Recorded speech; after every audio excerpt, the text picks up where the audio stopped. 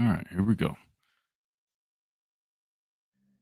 At 100.9 Tuscaloosa weather. The sky mostly cloudy today and tonight. The chance of scattered showers. The high you guys know the drill. If you got any tonight, questions, anything 63. like that, drop them in the chat below, and Friday, we'll cloudy both address days live with on air. occasional rain. Highs between 76 and 79 degrees. I'm James Spann on the ABC 3340 Weather Center on Tide 100.9. It's 69 degrees in Tuscaloosa. This is The Miller's Edge with Christian Miller, two-time national champion and team captain for the Alabama Crimson Tide, and former Carolina Panther, and his father, Corey Miller, the pastor of pain, a 9-year NFL veteran with the New York Giants, and University of South Carolina Hall of Famer. This is The Miller's Edge.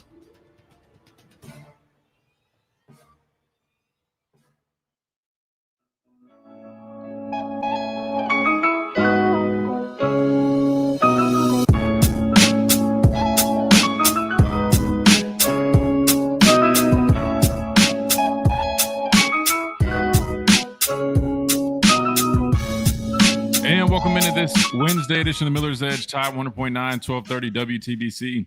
Hope everybody is doing well. A couple fun things to dive into today. Looking forward to doing that. Again, if you guys are joining us over on YouTube on the stream, welcome in. Make sure you guys drop a like. If you guys are on the app, on the radio, cast, all that good stuff, welcome in. Looking forward to dive into a number of things. We're going to talk some Alabama football. Kane Womack was down in Mobile.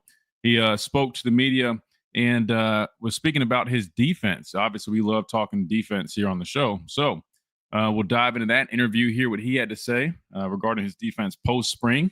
Obviously, a lot of people are excited about this defense. We'll go into some numbers where they finished off last year, and we definitely even heard him talk about a number of players as well. So we're going to dive into that. Thanks to Chase, we got some other news that came up in the NFL world. Got some trades going on. George Pickens being dealt down south to the Cowboys. So maybe we'll talk about that, dive into a little bit of NFL news. Plus, going back to some Alabama news. Softball team, we heard from Gray Robertson, my teammate over on the Crimson Tide Sports Network on the post-game party show with football. But also Gray does a really good job as an analyst for softball. Well, the softball team defeated Auburn last night 3-2 in the opening round of the SEC softball tournament over at Jack Turner Stadium in Athens, Georgia, which means they advance to play the number 7 seed, the South Carolina Gamecocks, today. And that game will be 35 minutes after the Florida Ole Miss game, which is set for a 4 p.m. Central Time start. So we'll see how that goes. Hopefully we can get that job done because you guys know my dad's a Gamecock. I'm obviously a big Crimson Tide guy. So we got a little bit of a friendly competition here coming up in the softball world. Plus, I was looking at my I guess I always save news, right, that I want to cover. This one was kind of interesting. Got to tread a little lightly here, but and Chase also brought this up because, I mean, in the NFL world, this is big news, Chase. I mean, we're talking about a guy who's arguably one of the best to ever do it at his position, Justin Tucker, right? Former Ravens kicker, 8-time All-Pro, 7-time Pro Bowler, part of the all-decade team for NFL 2010s, longest field goal in history, 66 yards. I mean, you're talking about a highly decorated guy. He officially has been released by the organization, but it doesn't come without some really, I guess, alarming allegations, one would say. The crazy thing is it's along the track of what we saw once with, Browns quarterback Deshaun Watson in terms of, involving the whole massage thing. So very, very interesting stuff. Maybe we'll kind of dive into that again. We're going to tread lightly with that, but and again, it's not new. Those allegations have been there. I think it's under investigation, but just very interesting when you already had one situation like this with another guy in the NFL. Now you have another guy coming out. Sounds like there might be kind of a bad trend going on. Anyway, that being said, those are a few things that we got on the table. Plus, we will continue to dive in to the post-spring conversation of where all teams are at, not just SEC, but we will primarily focus on the SEC. Spring is concluded, right? Josh Pate is doing his rounds, sitting down with all these college coaches post-spring, so we've been tuning into those. Plus, we've got the luxury of talking to Josh Pate tomorrow. He'll join us at 11:15, so about 24 hours from now, we will speak with Josh Pate, and we'll continue to discuss this. But today, we'll listen to some clips regarding some other folks and their thoughts post spring. Ricky had a great question about Texas. A lot of people high on Texas. I'm seeing a lot of people having them, as a top 3 team in their post spring rankings, and not only that, even people are going as far as coming up with these, I guess, these way too early playoff scenarios. A lot of people have Texas winning it all. So we'll get some thoughts on some of these programs. A lot of people have a number of SEC teams in their way too early top 25, top 10, really, I should say. So we'll take a look around the SEC a little bit and hear some clips. We got JD Piquel coming up, a clip from him breaking down his top 10 post spring. So that's on the table for today. As you guys know, we love going to the people. 205-342-9904 is the number to the program if you guys want to get in on the conversation. We'd love for you guys to do it via phone. If not, no worries. You can always drop us an app message if you're listening on the app. Make sure you guys download that. If you haven't, it's free. The Google Play Store, Apple App Store, you can check that out right there. You can leave your app message where our great, famous producer, Chase Rumsfield, behind the glass, he'll read it for you, and we'll discuss it. Plus, you can always drop us a message here on YouTube if you're listening on the stream. So we're going to take a quick time out. When we come back, we get on rolling right here on this Wednesday edition of the Miller's Edge, Tide 100.9, 1230 WTBC, presented by the Good Feet Store, America's Arch Sport Experts. Quick time out. We'll be right back.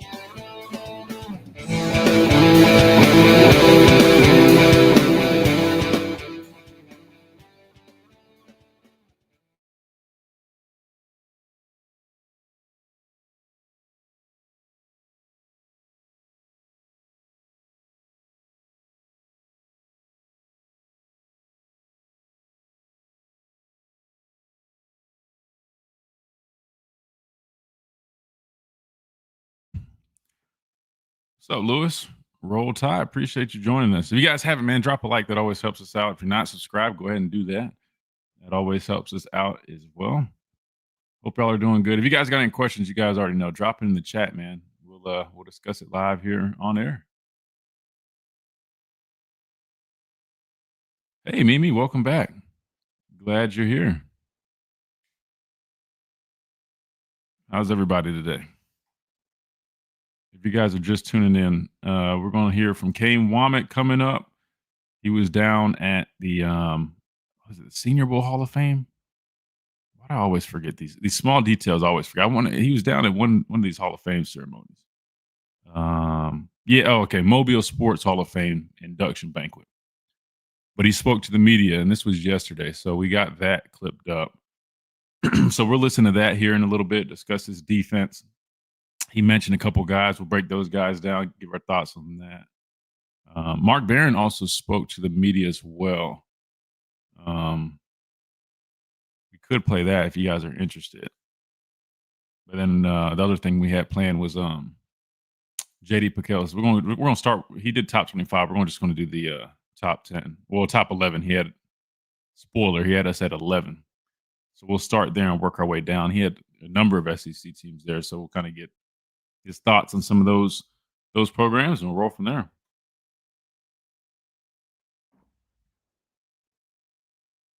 And we mentioned the Justin Tucker thing. That's definitely very interesting deal there. Got to tread lightly with that one, but it's pretty newsworthy.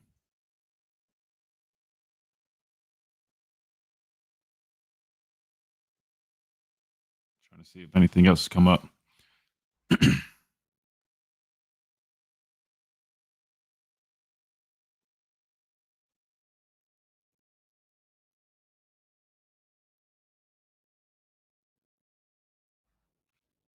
Let's see.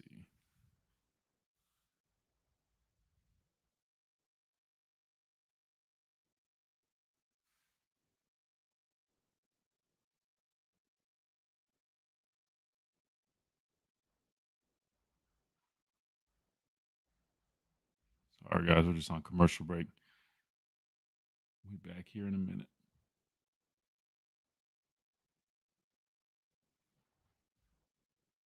If you're just getting in here, guys, make sure you drop a like and subscribe if you haven't. Good afternoon, or well, for us it's still good morning, but God, you got to help me with the name again. Is it the pronunciation? Is it Yakengi or Yakenji? I know I asked you this. It was like a year ago when we were doing our lives, but I always the pronunciation always gets me. G or G, or maybe neither. Excuse me. All right, guys, got about 30 seconds left till we come back. The last one. So wait, the last one was G? I forgot already. You can G, like the letter. It's pronounced like just like the letter G. Is that right? All right, 10 seconds. Got it. Yeah, Kenji. Got it. There we go. Got it. So I just wanted to make sure I was doing it right. I wanted to make sure I wasn't messing your name up. Glad that you're back. Yeah, Kenji. There we go. Yeah, Kenji. Good deal. All right, when we come back, we'll probably start with this top 25 thing. Oh, there we go, Mimi. What did you think about Kayla DeVore? Stay the course and keep the faith at the Hoover Prayer Breakfast Club.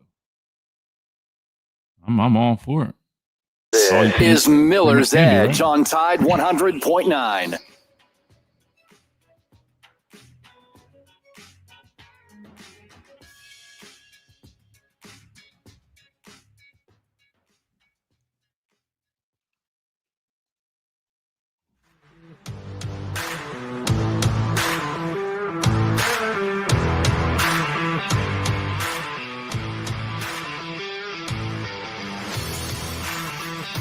And welcome back into this Wednesday edition of the Miller's Edge, Tide 100.9, 1230 WTBC. Presented by the Good Feet Store, America's arch support experts. Try before you buy, nothing to lose. You guys know the drill. If you're in any type of pain, whether it's foot pain, knee pain, back pain, you name it, check them out. They will take great care of you like they've been taking great care of me. I'm telling you, it is as easy as popping these arch supports right in your shoes, but don't get them confused with any of these other things that you go find at CVS, Walgreens. These things are personally designed to eliminate and alleviate all types of pain in just 4 short weeks. I'm telling you, you will not be disappointed. If you're in Tuscaloosa, check them out today. Try before you buy. Literally, you don't have to pay anything up front. You just walk in there. You can test them out. They'll get you personally fit.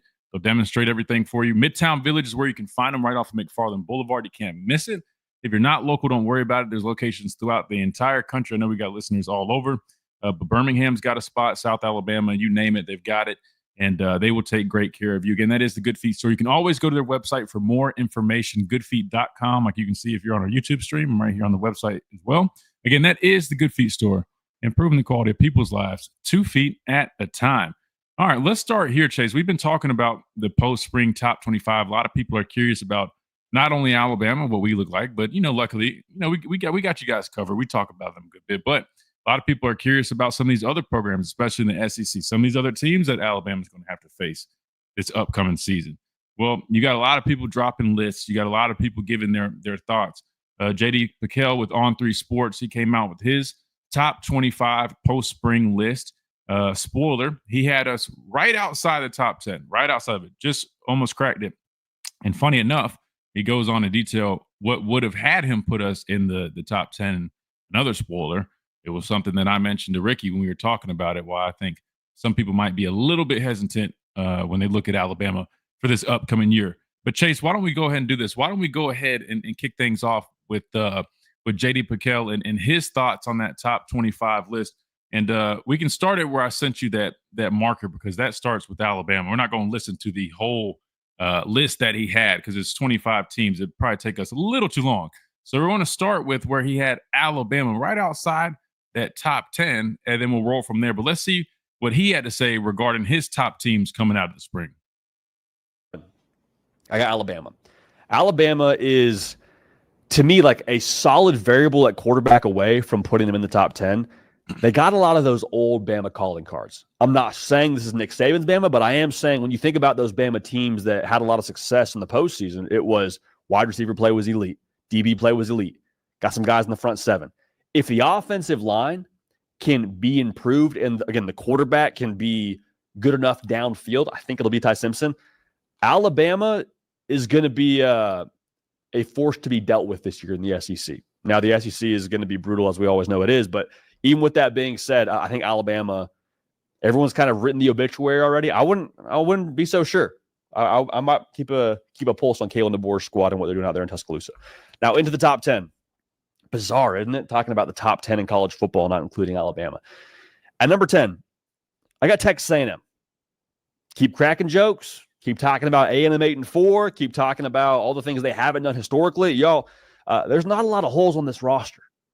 And everyone loves to say that A&M 8-4, this and that. Y'all, they were a game away from playing for the college football playoff last year.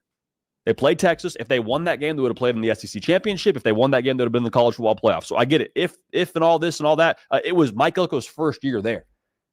I don't totally understand why we tie the history of a place to a new head coach. Like, people did the same thing with Matt Rule when he got to Nebraska. First game there. They lose a close one. It was like a one-score game. And everyone's like, see, Nebraska snake-bitten. I'm like, is it more likely that Nebraska's snake-bitten, that Texas A&M is snake-bitten, or that maybe Mike Elko and Matt Rule are just trying to figure some things out their first year on the job and get their entire system and culture in place? I will say this. I think Mike Elko is a demander. I think he's exactly what Texas A&M needed. I think Elko demanding what he demands and the culture he brings to A&M, the toughness, the identity, I don't see a world where A&M takes a step back. All that on top of the fact that you switch quarterbacks later in the year against LSU. You say, Marcel Reed, you're our guy. Now you can really build the offense to his skill set. Le'Veon Moss is back. I don't think the defense is going to be bad. So all that's to say, A&M, to me, they're a top 10 team. Make the jokes you want to make, but A&M, not a lot of weaknesses. Not a lot that I'm looking at that makes me nervous about them in terms of what they couldn't do. So A&M at number 10, heading into 25 post-spring. At number 9, y'all know this, man. We love South Carolina around here. I love Lenore Sellers around here. I'm putting my money where my mouth is here. I've said for a while, I think they're a college football playoff team. There is, after the spring, nothing that changed my mind on that. Lenore Sellers, he is good enough to make up for any talent gap that maybe the South Carolina roster has. Are they a top 10 roster in college football without him? Probably not. You add him into the mix, though, and I think anything can happen. So I love the Lenore Sellers. I think Dylan Stewart is a game wrecker. If they can have a supporting cast around 16, it's going to be a great year in Columbia. It will. So I'll say that much, but they're at number 9 for me after spring. At number 8, I got LSU. Calling Baton Rouge. They're calling Miami, not the Hurricanes. They think they have a chance to go win the national championship this year. I think that's what the fan base feels like. I don't blame them. Look at what you have. You have Garrett Nussmeier coming back, who's a 4,000-yard passer. You went Gucci in the Gucci store that is the transfer portal, getting Barry and Brown, going and grabbing Nick Anderson, going out and just grabbing other pieces to just tool this roster and build it up to where it needs to be. If this is Garrett Nussmeier's bag year, which I think we all expect it to be, there's no limit to what LSU can be. Because I don't think there's a game that you point to and say, yep, quarterback mismatch, LSU won't be good enough there. I don't think that's the case. I think that Brian Kelly going into another year, getting his culture in place in Baton Rouge, I trust the Tigers. I have them top 10. Number 8 is where I have them right now. I would not be surprised, hear me clearly, I would not be surprised if they're there at the very end of this thing and the semis are playing for a national championship. Full stop. And number 7, I got Georgia.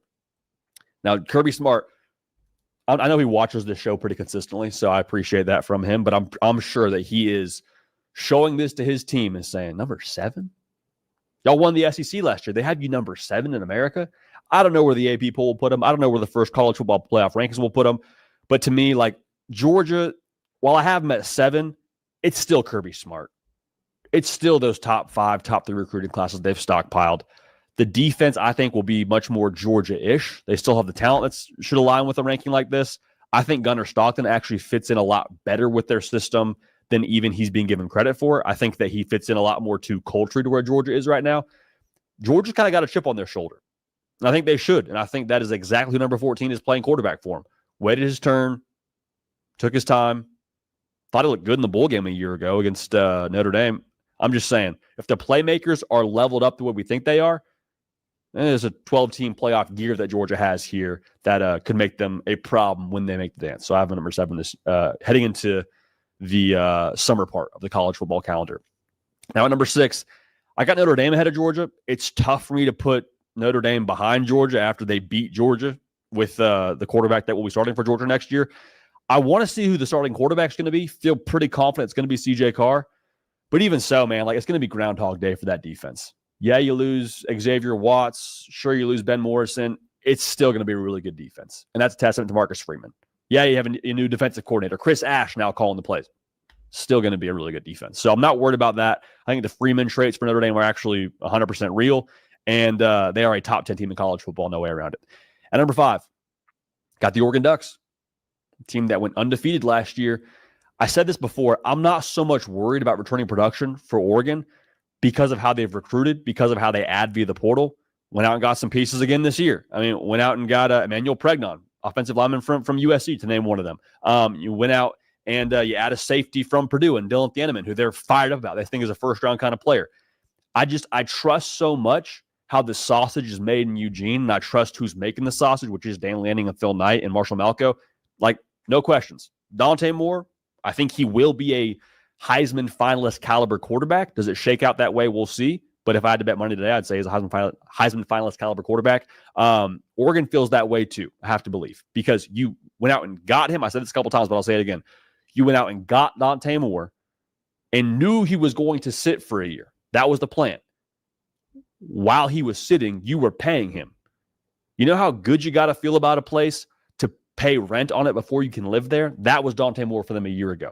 Had a full year to sit, watched Jalen Gabriel. I think he's going to have a lot of success here in 2025. So Oregon at number 5 for me. At number 4, I got Clemson. Listen, made the playoff last year, won the ACC, and they bring back pretty much everybody. Number 1 returning production in college football. Got a quarterback who is going into another year in Garrett Riley's system, which we love. The longer you're in a system, the more nuanced you can be, the more comfortable you are. You have actual skill players on the perimeter, which is refreshing. Kind of similar to those old Clemson teams when you had Mike Williams, and I told you Artavius Scott. Now you got TJ Moore, you got Bryant Wesco, Antonio Williams back for another year. I love the way that Clemson's built right now.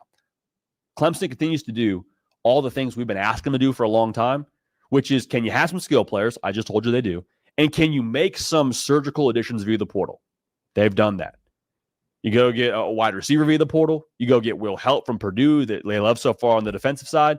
Also, let's not forget, they went out and got Tom Allen, defensive coordinator from Penn State, who was a drive away from playing for a national title game last year.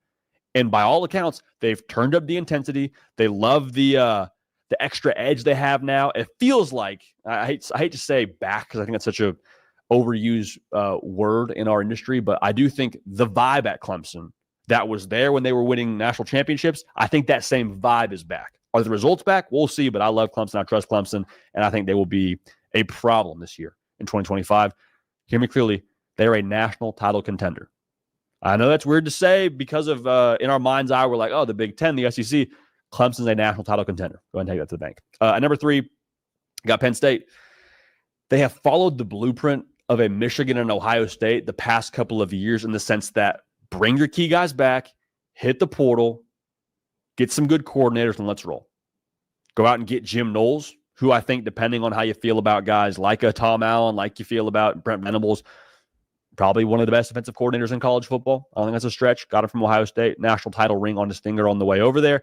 And you also went out to the portal, got a Trevor Pena, who we said many times that's a huge get, changes the offense. You lose Tyler Warren, I get that, but you bring back your quarterback, you bring back your backfield. Penn State, they are all the way in on winning a national championship this year, all the way. And what they've done this offseason points to how serious they are about that. So Penn State at number 3 for me, ahead of 25. Now, Ohio State, they're at number 2. Won a national title last year. And it's funny, like you win the national championship, everyone watches the NFL draft, and I think a lot of people understand how good Ohio State is, but it's funny, the conversation seems to shift to, well, look at what they've lost. And they've lost a lot. I mean, 14 players drafted, it's not a small thing to have hit your roster. But I would say this, like, look at what they still have. Look at who's filling those shoes. Still have to do it, but like Julian Sainz, a 5-star quarterback, I think he starts for you. I don't feel worse about him playing quarterback necessarily than like Will Howard, less experience, but I would have to believe that Julian Sainz, given what he was as a prospect, the arm talent, I don't think you're like losing a bunch there. Jeremiah Smith, still your starting wide receiver on the perimeter. You're going to force feed him. He's another year older. Caleb Downs, probably the second best player in college football behind Jeremiah Smith. He's playing safety for you. Sonny Styles, like you go down all these list of names, and it's like, man, Ohio State, yeah, you lose some draft picks. you're not hurting if you're Ohio State. We made the comparison before. It's like if you were a rich person and your beach house got robbed. Which one? Oh, man, they took the Lamborghini. That's too bad. We still have 2 Ferraris. It's just that's the whole situation for Ohio State. They're not hurting. Number 2 in college football by a slimish margin, if you will, for me. Now, at number 1, I got Texas. Beautiful part about this, we're going to get Texas versus Ohio State at Ohio State early on in the year, week 1. That'll be cinema. I really like Arch Manning. Me having Texas at number 1 has very little to do with Arch Manning and what he is as a quarterback right now. Not nothing, but very little compared to what I think about their defense. The defense is absolutely nasty, y'all. Colin Simmons, Anthony Hill, Michael Taft. You lose Jahdae Barron, sure, not a small loss. But when I look up and down this roster, give Steve Sarkisian credit for the way he stockpiled the trenches in Austin. They're in a really good spot to pick up where they left off. And I think Arch Manning, too, even if he's not a world beater right away, you have enough around him, and they feel good enough about what they are replacing on the offensive line. A lot of starters, but they're replacing a lot on the offensive line with ability to where there's a ton of confidence for them to just, steamroll people all the way to where they want to be, which is, of course, a national title. So Texas, the roster, the Arch Manning of it all is awesome. If he's great, phenomenal, but I think there is a feeling that the way they've built this thing from the inside out is going to pay dividends here in 2025. Big people move small people. There's no way around it. And Texas still has big people to move the small people. Go ahead and take that one to the bank. So here's a quick look at our top 25. You see it there. Texas at 1. USC sneaking at 23, I think, is where we might get some solid pushback. I think Oklahoma at 19 and Michigan at 20 will also probably get some pushback, but so be it, man. That's our top 25. It will change probably once we get to fall camp a little bit. We'll see what happens in the fall camp intel we get, but that's what we think about the top 25 here heading out of spring practice. I have to make this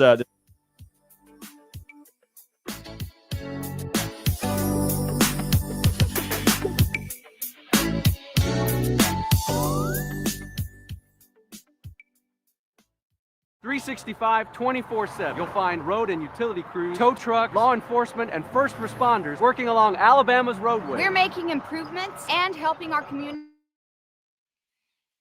So there you have it. So that was his post top 25. We're on break, by the way, guys. I'm just talking to you guys in the chat. What are y'all's thoughts? I'm going to put that question out there for people to respond, you guys, all the other listeners. What would y'all's post spring top 25 look like? Or even top 10. Top 25 is a little much right now. Even for me, I haven't had a chance to look at all this. Heck, we can even just do top 5 if that's easier. But the common theme, a lot of people have Texas really high. It was interesting that he mentioned that it wasn't so much off of Arch. I thought a lot of people were putting a lot of stake in the Arch, but he was basing off the defense. Clemson's up there in a lot of people's top 25s. Oregon, Ohio State, obviously those two. Georgia around 7. I think that's all right. I'm curious about Georgia. Not gonna lie to you. I don't know. I don't know. Because they're well coached, they're obviously always going to be a solid team. But I think it could be very similar to last year, where you see them exposed in some instances. Even take the record away. If you look at some of those games that Georgia played last year, they narrowly were escaping some games. They had a lot of cracks.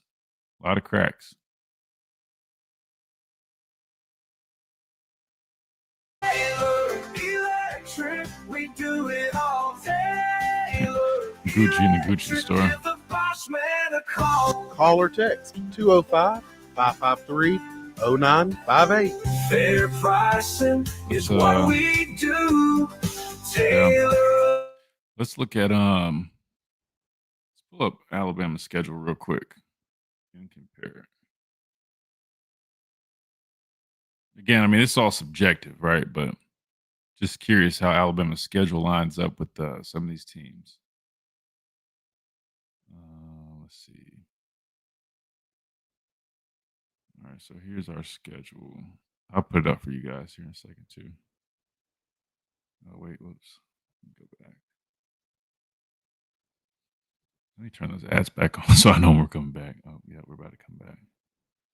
Tuscaloosa, Brian Harding Construction is woman-owned and strong as steel. A specialty manufacturing firm with expertise in structural steel fabrication, ASME code piping and vessels, CNC machine work, welding, laser cutting, pipe fitting, industrial maintenance, and crane rentals. With a proven track record of over 30-plus years of experience, no one is better fit for the job. For an evaluation, contact Brian Harding Construction today at 205-752-9611. Again, that's Brian Harding Construction at 205-752-9611.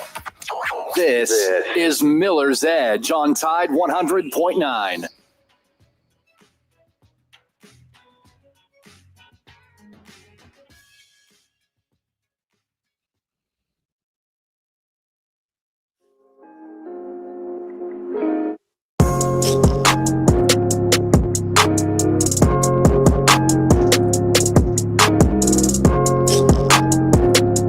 And welcome back into the Miller's Edge, Tide 100.9, 1230 WTBC. Hope everybody is doing well. Just got done listening to JD Piquel over with On 3 Sports. He broke down his he had a top 25, but we went with the top 11, right? Because he had Alabama coming in at 11, as you guys can see over on YouTube. We got the screen pulled up, but he's got Alabama at 11, and then we listened to him go down to 1. Reason for that was, I mean, you got a number of SEC teams in his top 10 list. So obviously I wanted to kind of hear his thoughts on some of those programs. And now we're about to look at Alabama's schedule and see how that lines up with some of these teams. Plus, again, just a reminder, we will be joined by none other than Josh Pate tomorrow. I know you guys are very familiar with him. He's going to join us at 11:15. So we're going to get his post-spring outlook. He's been traveling, talking to all these coaches. He's been seeing these programs. So we're going to ask him about that. Definitely ask him about Alabama. But keep in mind, if you guys got any questions or anything regarding anything college football for Josh, go ahead and you can drop them today or send them to him. Send them to us over on X at the Miller's Edge. That way we can ask him when we've got him on the show tomorrow. Again, that is tomorrow at 11:15. And just a reminder for everybody that is tuning in now or just kind of trying to figure out what's going on. 11-1 is our new start time. We were going 12-2, but 11-1 is a new time. So if you guys are just tuning in or just catching up the speed on everything, 11-1 is our new time here on the Miller's Edge. All right, good deal. All right, so we just looked at J.D. Piquel's top 11 on his list. Alabama coming out at 11. And if you guys heard what he said, his reasoning for having them outside of the top 10 was basically what I was thinking, right? People are going to be a little hesitant when you don't have a sure starter, proven guy at quarterback. And I know what you're thinking. Well, Ty's been here. I trusted Ty. I've got confidence in him. I think he's going to be a really good quarterback. I'm just saying when people look at these preseason lists, the teams that have a sure gunslinger coming back, right, or bringing one in from the portal, right, they're going to have a lot more stock put into them. This doesn't mean anything. It's a way too early top list, but I'm just providing some context to why he even did what I even thought most people were going to do, have us a little bit behind the eight ball. Plus, not to mention how we looked in some of those showings last year, right? I mean, people are going to take that into consideration, even though it's a new year. But the good news is, I mean, this doesn't matter. It's all subjective. That being said, South Carolina, Chase, that don't really shock me, him having them in the top 10. I mean, Lenora Sellers, Dylan Stewart, they've got 2 stars on each side of the football, right? They're going to be a good football team. That, to me, that game right there, Chase, is one we need to circle. Not just because that's where I'm from. It's my hometown, 20 minutes down the road of where I grew up. But because that, to me, is one of those football games. Number one, it should be a really, really good football game. But number two, I wouldn't necessarily call it a trap game because I think you know what you're getting into. We saw how they played us last season in Bryant-Denny Stadium. Well, they've got that same quarterback coming back. And not saying like he was, Superman in that game by any means. He looked like him with his stature and how he was avoiding, being tackled at times. But really just because he's a good football player, and I expect him to be a lot better this upcoming year. Now we're going to their house, and Shane Beamer's done a nice job with that program, a program that has consistently gotten better each year, even if it was small little changes here and there. But I think Shane Beamer just does a really nice job. And not to mention, growing up there, my dad played there. I've been to a lot of football games there. You guys that are Alabama fans, you already know from the past when Alabama's had to go on the road and play at South Carolina. Outside of 2019, those other visits there weren't so pretty, right? They weren't very fun if you were an Alabama fan, right? And that was back with what was it? Like Alshon Jeffrey, Steven Garcia, Marshawn Lattimore, those guys. So don't get it twisted. They had a squad. I mean, back with Steve Spurrier, back when, what was it, like 2010, 11, all the, they had a squad. But anyway, it's going to be a tough matchup. But he's got them at number 9. I think the Gamecocks are going to be solid. 10, I skipped over A&M, but I think A&M definitely be a solid team. I got to do a little bit deeper of a dive on what they've got coming back to really kind of have a better idea and outlook on this upcoming season. But nonetheless, I expect them to be a solid program. LSU, Nussmeier, I do like him at quarterback. You've seen him mocked as high as one of the top picks in the draft, so people are really expecting big things out of Nussmeier, son of former Alabama coach. I just dropped his first name, but his dad coached here. Coach Nussmeier was here.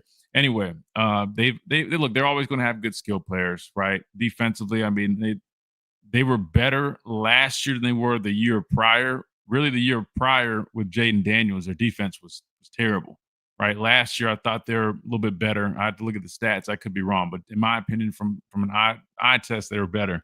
So you see them right there. Then obviously Georgia at 7. Georgia to me is I'm a little hesitant on Georgia. I was saying to the chat here on YouTube that during the break that they're going to be a good football team, good because they're a good program. They're very well coached. They've got consistency there. I mean, they've got a recipe. They've got a blueprint to have success. Do they have the personnel though? That's the part that I'm a little questionable with Georgia. You get what I'm saying? I don't know. I feel like we're not seeing those same guys in Athens that we once saw. Kind of similar to kind of what we had been experiencing here, right? Where we just weren't seeing the same quality depth that, especially the trench play, right? I know they had some guys drafted this past year, but going into this year, I'm kind of curious on what that looks like. Gunnar Stott, even at their quarterback position, right? I know he was, rated pretty high coming out of high school, if I'm not mistaken, but I don't know. I mean, I hear he's a tough kid. I mean, we'll see what he can do. We saw him, obviously when Carson Beck went down, but I don't know. I almost would put them back a couple spots, but we'll see. Then moving on to the rest of the list. I mean, Texas, obviously people are high on their defense. Arch Manning makes sense. Well coached. They've been trending in the right direction. Ohio State, they're going to be up there. A lot of people have been speaking very highly about Julian Sand, a guy that was here on campus here in Tuscaloosa. Not very long, but he transferred out when Coach Saban left. A lot of people were just kind of brushing it off. I'm actually looking forward to revisiting this, Chase. And Chase, that's the one thing I mentioned when it first happened. I was like, I get it. Alabama fans, they're going to brush it off because why? I mean, it's out of their control. They're like, oh, well, he was small anyways. And everybody was putting on this stock in Austin Mack just because of the stature difference. They're like, oh, well, we don't need Julian Sand. We got Austin Mack coming in from Washington. He's 6'6". This guy looks like Cam Newton. But I was like, man, y'all got to pump the brakes, man. I mean, this kid was like the top quarterback coming out of high school for a reason. And I'm not saying like, oh, I mean, it's, hindsight's always 20/20, but I'm just curious to see how this ends up playing out. And that was one thing I said when it first happened. I'm like, we're going to look back, and if this kid ends up being the real deal at quarterback, yes, we'll be just fine. I mean, I love what we've got in Keelan Russell, but you have to just wonder, it's like, man, that could be one of those, maybe we should have tried a little bit or took him a little more serious, because the reports made it seem as if the new staff was like, oh, we're higher on our guy, Austin Mack, so we're almost kind of just escorting him out the door. This kid ends up being a Heisman-type player over at Ohio State. Might sting a little bit, but I don't think it'll be the end of the world, just, for what it's worth. But we'll see how that ends up playing out. That being said, Clemson, I'm definitely going to dive into them. I really want to say everybody's really high on them. And again, when you have that many guys mocked in the first round by Todd McShay, I get it. And I think they'd be good, but I mean, a lot of people are saying contenders, like national championship contenders. And the one thing I'll say to that is what I said, it was yesterday or the day before. You're talking about a cupcake schedule like they have. Hell, if you've got 5 guys that are mocked as first-round draft picks and you're playing a schedule like that, I think it's a no-brainer to have them as a contender. I mean, wouldn't you agree, Chase? I mean, just look at it. I mean, every single year, their path to the college football playoff is easier than anybody else, it feels like. I mean, their schedule is terrible. I mean, I'd love to see where it compares. I mean, they've got LSU to open up the season. You've got a 12-team playoff now. You can drop one game even early on like that, and it doesn't really even affect you.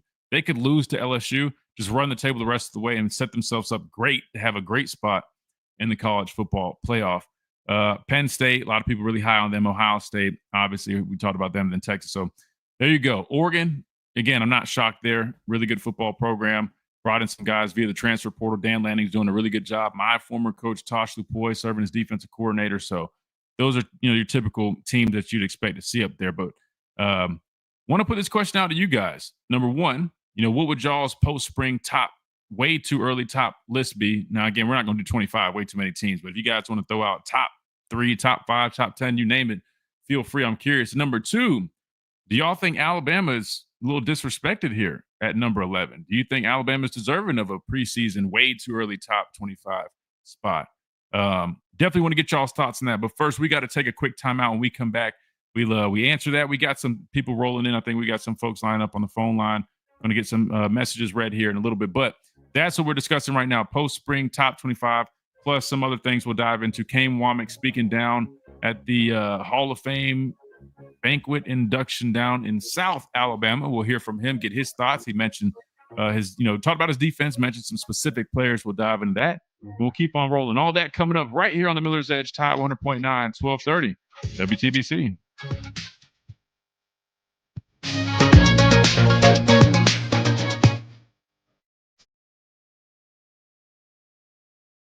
Don't buy your new or pre-owned Mercedes-Benz from anywhere other than Mercedes-Benz of Tuscaloosa. Their local team provides a 5-star. They should have us about 4 or 5. Guess we just have to show them something. Sorry, I just saw that just now. I'll respond to that when we come back. We're on this, hit this commercial break real quick, and I'm running the restroom real quick, but so you think 4 or 5? For me, it's a little high. I definitely think we should be in that top 10. Again, like you said, though, we'll have to show them. And that, again, this is all subjective, way too early things. Yeah, see, exactly. And people are going to look at that stuff.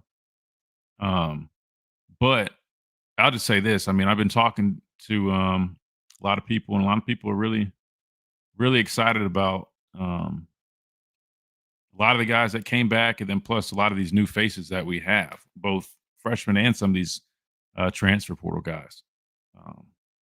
So look, I'll be honest, guys. I don't mind being kind of underdogs like that. You know what I mean? Like I almost think it's better for our players. I think it gives them a little bit more fuel. You get what I'm saying? Instead of coming in hot and risking getting a big head, I kind of like the idea of having them have that underdog mentality. I think that'll help this team out a lot. Give me 1 second, guys. I'm gonna run the restroom. I'm gonna put the ads back on. We'll be right back in like 2 minutes. Trainers and mentors who are shaping the next generation of legends. We are here for you, aggressively pursuing victory over injury. Learn more at andrewsportsmedicine.com. Serving part-time in the Army National Guard has led to a lot of firsts for me. It paid for me to be the first person in my family to go to school. That education got me to the first day at my dream job, which I can still hold while I serve part-time. That job and the home loan benefits I got from the Army National Guard helped me buy my first house.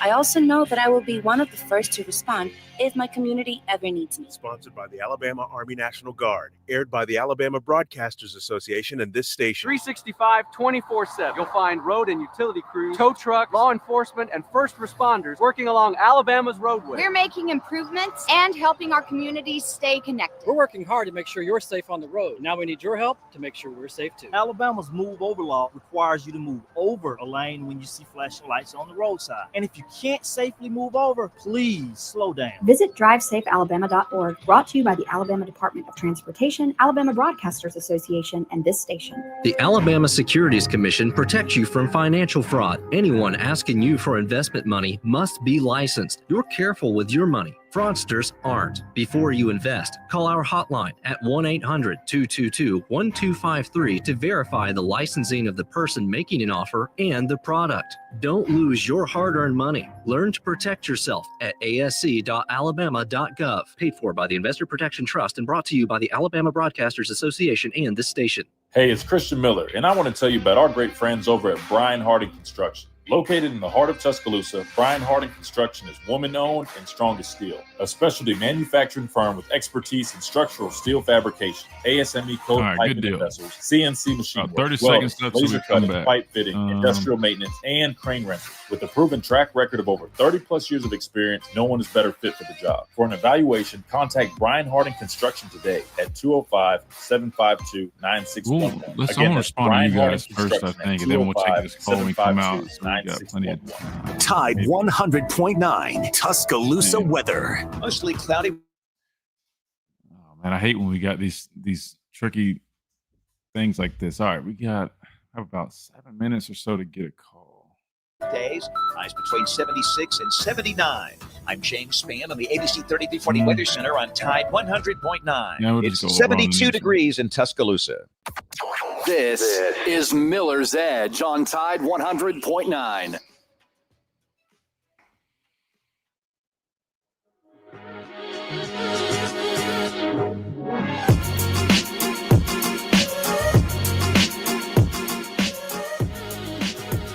And welcome back into the Miller's Edge, Tide 100.9, 1230 WTBC and YouTube. Shout out to all our folks tuning in on the stream here on YouTube. We got a nice conversation brewing over here. We'll dive into that here in a second. I do want to get to the phone lines first, then we'll come back and talk with the chat, get their reactions, because we got a lot of good comments here, Chase.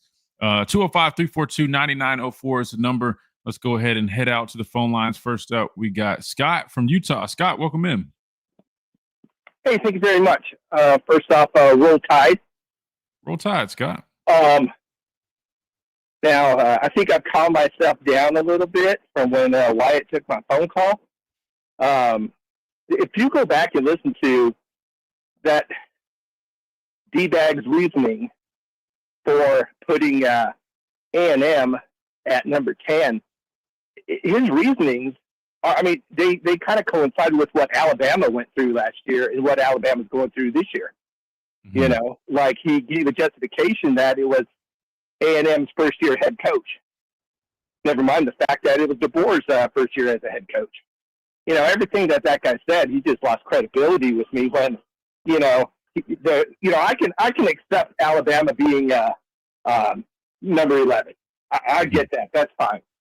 But if you're going to give the same reasoning for A&M being 10, and it kind of goes along with the way Alabama, their team is, and now you lost credibility. And then I believe he also said that Georgia's quarterback kind of goes along with, he mentioned something about character with Georgia, like what Georgia's looking for. And I'm going, George, you're gonna sit there and talk about Georgia having character?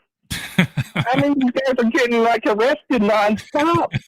And this guy lost all credibility with me. It's like, who is this guy? Some guy from On 3 Sports? Yeah, no, he's with On 3 Sports.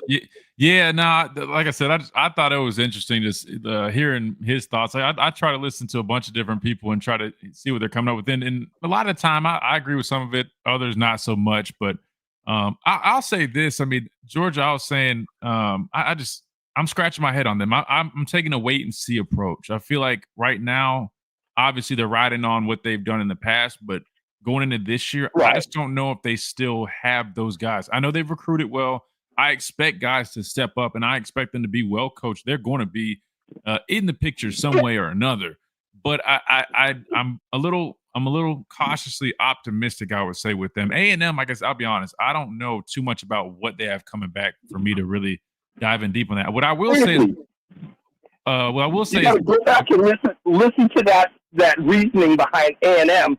Oh yeah, no, I heard that. I just mean for myself. It's hard for me to give a true breakdown without looking at who they lost, who they brought in, and that such thing. So I'll make sure I do that. We'll get to that probably in the next couple of weeks. But Alabama with them at 11, I'm with you. I don't have a problem with it. I think they could be a couple spots higher, but I totally understand giving some of the things that we dealt with last year. He mentioned the offensive line. That's got to improve. I've been saying that, Scott. I mean, the key, in my opinion, like our receiver room this year is as good as it's been in years, right? And I've been talking to people that are so high on this receiver room that they're like, man, I don't even think people, even with all the hype they're getting, they're like, I don't think people understand how deep that room is. You talk about the running back room. I think we're solid. I love Jam Miller. The other guys that they got, Daniel Hill is a guy who's got a lot of potential, young player. Really, I mean, you're talking about a 245-pound running back that is just as fluid and athletic as some of the smaller guys. That room has. I'm really high on, was it Richard Young? Exactly, Richard Young too. Yeah, former I think he's five-star. going to be fantastic. Yeah, Yeah. And I'll be honest. I think Ty is going to be just fine. I mean, I've seen his progress this spring. He looks great. You know, to me, he looks like he's matured even further, like what you would expect a guy that's coming back in year 4. So to me, I think the offensive line is that key to the puzzle. Offensively, Grubb coming back, I think is going to be a bigger deal than some people might realize. I know initially we talked about it. Oh, was Kalen DeBoer's system? And I even said that to an extent. But I think what I realized during the year was, yeah, it's his system, but there's just something about having, you know, your partner in crime. You know what I mean? That you like, especially when he's the guy, in my opinion, that might have been, you know, more of the play caller, because it looked like Kalen DeBoer really was just letting Nick Sheridan be the coordinator and call plays. I was expecting with the departure of Grubb, Kalen DeBoer would be more involved in that, but I was wrong. That being said, I feel much more confident, and no shots at Nick Sheridan. I think he did, you know, as good as job as he probably could, and so not all of it was on him, but there were some things that I would have liked to see more out of him. But I feel much more confident with Grubb, and I think you put all those things together. And if the offensive line plays better, I think offensively, man, we got a chance to be really, really explosive. And not to mention last year, I think people forget this, Scott. If you look statistically, we still had one of the better offenses in the country, even with from the eye test, looking at some of those struggles that we had, we still were doing pretty well offensively. So imagine the progress with everything we just mentioned. Yeah, I can't wait for this year. Yeah, no, I'm looking forward to it. Then defensively, I know I had to skip them, but they've got so many guys coming back, and what they did last year was really good, especially for first year under Kane Womack. I'm excited what they can do. So, yeah, I think we'll be all right, Scott. Oh yeah, no, I do too. I was just that guy just got under my skin. You get some guys that just want to clickbait, and I mean, to me, he's no better than what is that guy on ESPN, Evan Cohen and Greenberg. They're always just trying to rile people up with some nonsense. And nobody ever got under my skin like that. It's been a while, you know, other than my mother-in-law, but that's neither here nor there, you know. Well, hopefully after we talked it out, it's a little bit better. But I mean, you got my word. I think we'll prove a lot of people wrong, and I think, you know, once the season gets going, we'll quickly start making our way up there, because I think this team is going to be a lot better than people are expecting, honestly. Right, but my thing was don't give the reasoning that, you know, for A&M, and it's basically the same, you know, the same thing Alabama was going through. You know, new coach, new quarterback, new system, new, you know what I mean? And you're going to sit there and go, I don't know, just that justification just got under my skin. But don't let it bother you too much, man. No, you're good, man. I appreciate you calling, man. I appreciate it, man. You're welcome to call back anytime. Hey, thanks a lot. Hey, you guys have a blessed day, and roll tide. Yes, sir. You too, Scott. Roll tide. Good deal. That was perfect. And we're right at the top of the hour, man. Big shout out to Scott from Utah. Way up there. All right, we got to take a quick time out, hit that top of the hour break. When we come back, we keep on rolling. We keep talking about this post-spring top 25 list. And again, we still got Kane Womack to get to. But when we come back, we'll discuss some of these responses in the chat and get their thoughts. Plus, I might see what you think about this, Chase. All that coming up right here on the Miller's Edge, Tide 100.9, 1230, WTBC, presented by the Good Feet Store, America's Arch Sport Experts.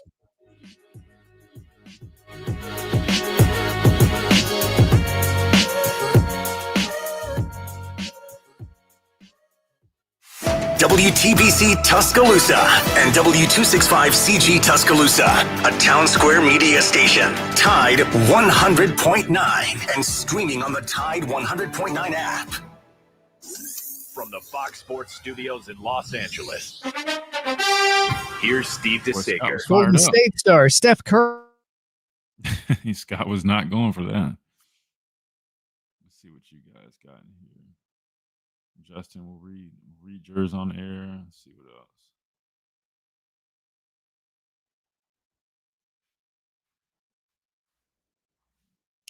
Jeremy will bring that up. Lewis, I got you.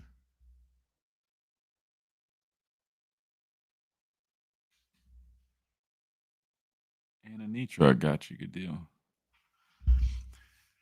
Welcome in, everybody. If you guys are just joining, again, we are live on Tide 100.9 as well. And we've, obviously we've been doing the radio show. We're back here doing our lives on YouTube. So if you guys are enjoying it, man, make sure you guys drop us a like. That always helps us out. Subscribe if you haven't. Again, we'll do this same schedule as radio show, Monday through Friday, 11 to 1. We were going 12 to 2, just had to change the schedule.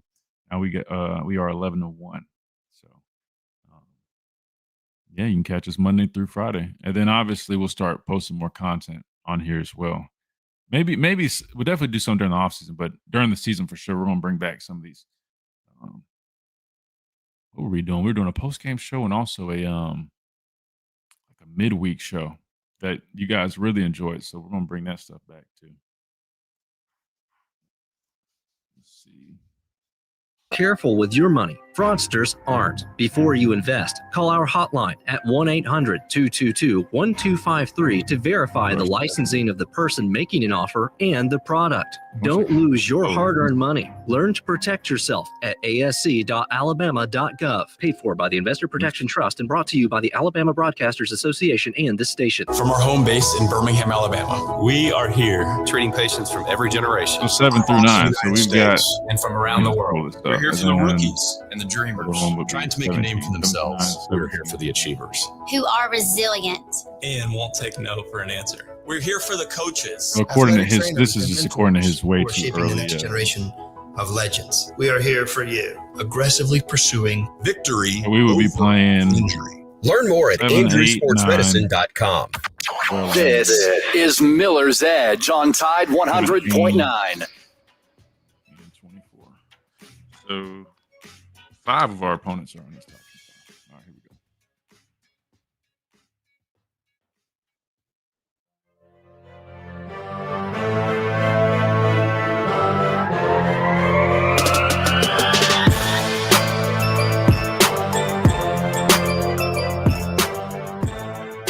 And welcome back into this Wednesday edition of Miller's Edge, Tide 100.9, 1230 WTBC, presented by the Good Feet Store, America's arch support experts. We heard a clip from JD Piquel on 3 Sports. He was giving us his top 25. We heard his top 11 because that's where he had Alabama at. Post-spring list of college football programs. And we just spoke with Scott. Scott was a little fired up about that, his reasoning for putting A&M at 10. But we definitely took a look at some of these other ones. Now we're going to look at the chat over on YouTube. Go to some of y'all's responses hearing that. Again, the question is, who would y'all's top 3, top 5 programs be coming out of spring?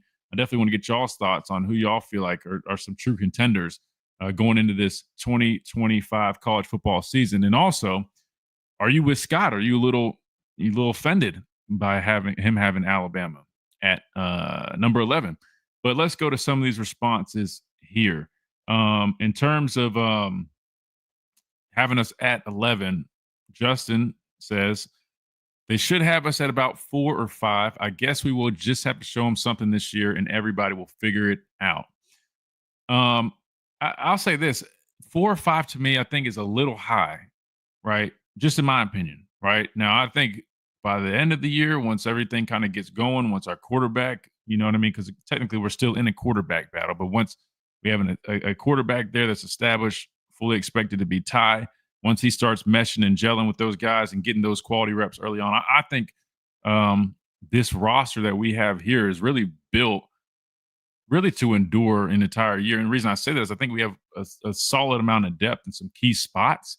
That's always important, right? Think about it. Injuries are inevitable. They're going to happen. You talk about having such a deep roster at certain positions, wide receiver, defensive back. You look across the defensive line, we might not necessarily, in my opinion, have the most elite talent up front, but I think we've got a lot of depth there of good, solid talent. That's going to be big. And then I look at the linebacker position. It might be a little thin early on because you've got some guys banged up, most notably a guy like Deontay Lawson, right? I mean, he's going to be kind of getting his footing coming back. You bring in Hill Green from Colorado, so he's got experience, so he can fill in a void. Justin Jefferson comes back. A spot that was looking to be very questionable, but then you have your two of your 3 quote-unquote starters, right? Jahad Campbell was the only one that really departed. You know, Justin Jefferson comes back, gets another year of eligibility. Deontay Lawson decides to come back. I don't think that the coaching staff even accounted for those two guys being back, but they end up coming back. It might be a little, when I say rocky, obviously you're coming off some injuries, might be a little bit slower to start, but I feel a lot better about that linebacker room. So really top to bottom defensively, I mean, you've got so many guys returning, you've got so much depth. I really think this team is built to endure. And that's why, again, I mean, I already know these lists are all excuse me. I can't even think subjective, but it really doesn't matter. It's not how you start, it's how you finish. And I think this team is setting themselves up nicely. My key's really offensive line. They've got to take that next step. I feel like that's really been a big reason we've been held back. I know a lot of people immediately go to quarterback and they like point fingers at one position, but it's a lot more than that. To me, the offensive line really going back since I would almost say 21, 22, definitely 22, has underperformed. I have not been very impressed by the offensive line. To me, that's got to get cleaned up. If you can do that when you have a group of receivers like we have this upcoming year, I'm just telling you guys, I mean, I'm really, obviously we all know Ryan Williams. Important, I mean, for his size and his stature, right? Not just being tall, but being a solid guy. He moves extremely fluid, extremely well. Just seeing him during the spring, I was really impressed with what he could do. Jeremy Bernard, I feel like looks even better from last year. And last year he was, 6 yards shy of 800 yards.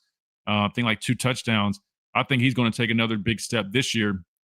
We're seeing him mocked as high as 12th overall. And then you talk about the cast of guys right behind them, right? I mean, it literally, we've got a lot of weapons, a lot of keys. I think the offensive line and quarterback play is really going to be what it comes down to. And I think that's why a lot of people are a little bit cautiously optimistic with us right now. Again, you don't have that true established quarterback coming in and offensive line play. You got to see how that looks, because that has been probably, I would say, our biggest weakness over the last few years. And so once we see what that looks like, I think we'll have a much better idea. But defensively, we'll hear from Kane Womack in a little bit.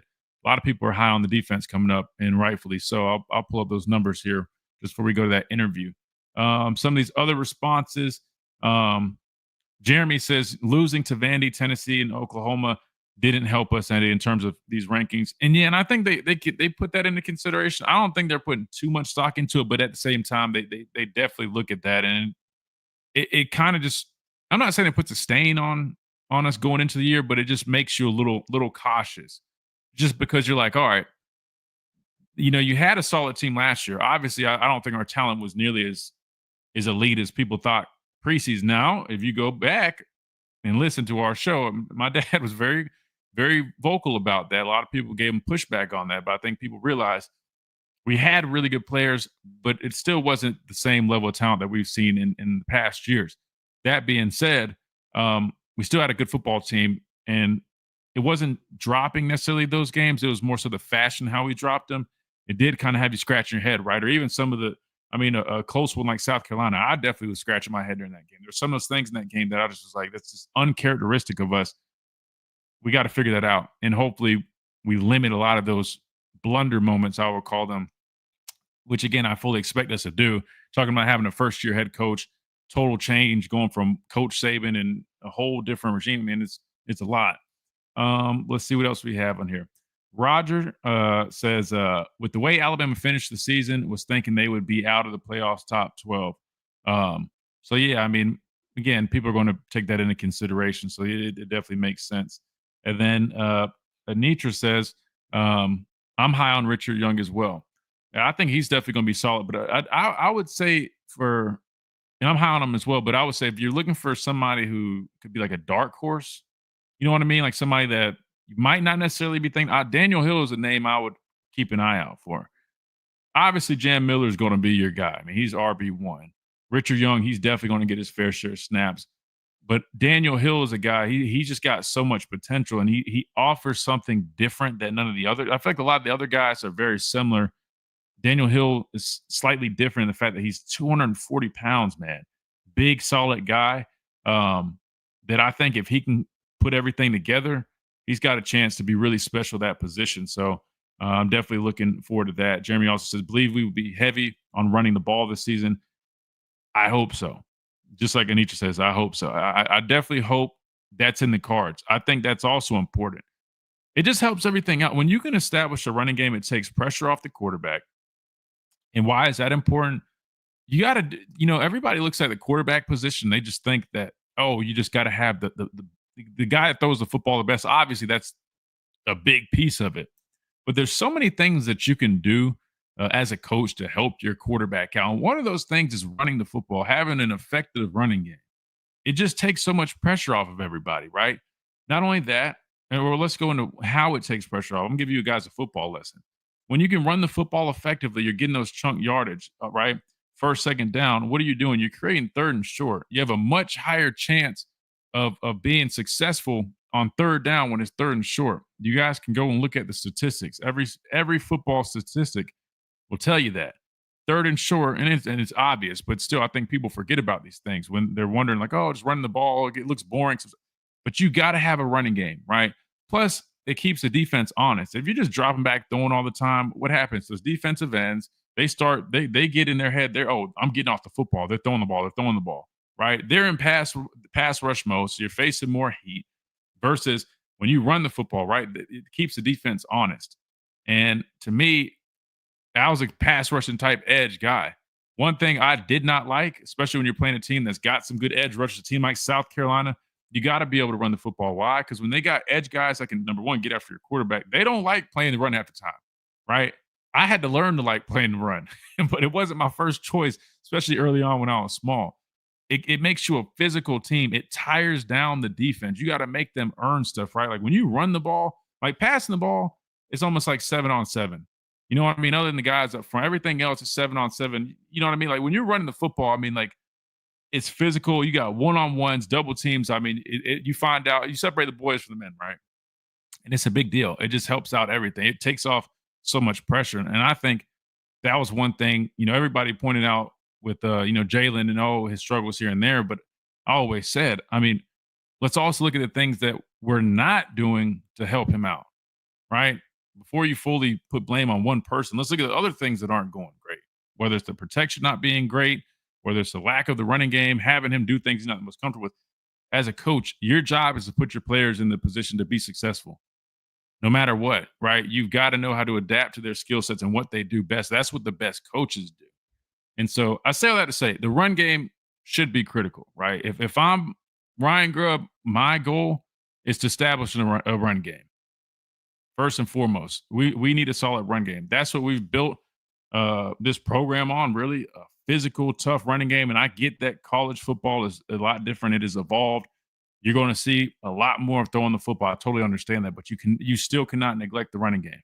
You can go into one of those offenses where, Hail Mary this, you're just relying on the home run shots.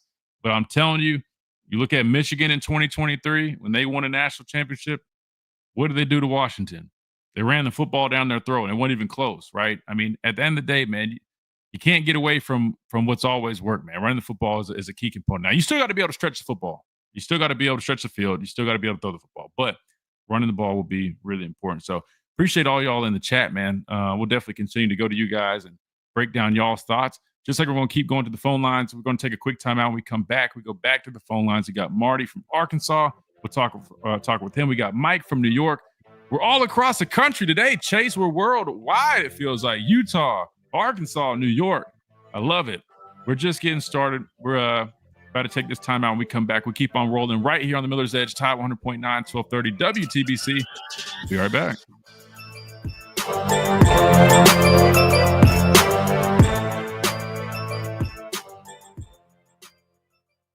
Hi, I'm John Poole. And I'm Krista Poole, inviting you to the most anticipated event of the season, our anniversary sale at Hudson Poole Fine Jewelers. And this year it's even more special. We're celebrating our 40th year in business. And now through May 23rd, you can enjoy up to 60% off select jewelry and giftware just in time for Mother's Day, graduation, or just simply because. Thank you for allowing us to be a part of your most meaningful moments for the past 4 decades. Celebrate with us during our 40th anniversary sale at Hudson Poole Fine Jewelers downtown Got a great deep ball. The Alabama Securities Commission protects you from financial fraud. Anyone asking you for investment money must be licensed. You're careful with your money. Fraudsters aren't. Before you invest, call our hotline at 1-800-222-1253 to verify the licensing of the person making an offer and the product. Don't lose your hard-earned money. Learn to protect yourself at asc.alabama.gov. Paid for by the Investor Protection Trust and brought to you by the Alabama Broadcasters Association and this station.